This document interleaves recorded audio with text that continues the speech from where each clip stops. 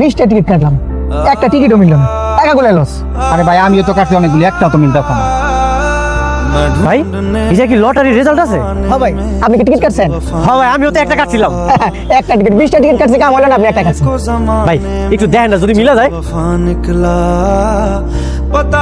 ভাই আপনার তো কপাল খুলে গেছে। কি হয়েছে ভাই? আপনি তো লটারি দিচ্ছেন ভাই, নগদ 50 লক্ষ টাকা, একটা ফ্ল্যাট, একটা প্রাইভেট কার। 50 লক্ষ টাকা, আবার একটা ফ্ল্যাট, আবার গাড়ি। আমি লটারি জিতে গেছি রে। একটা টিকিট কেটে জিতে গেল, আমরা 20টা টিকিট পাম।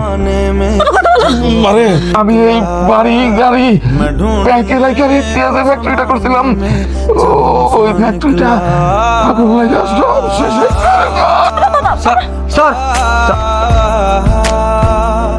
আম্মা বাজান, তুই এরকম সাহেবের মতো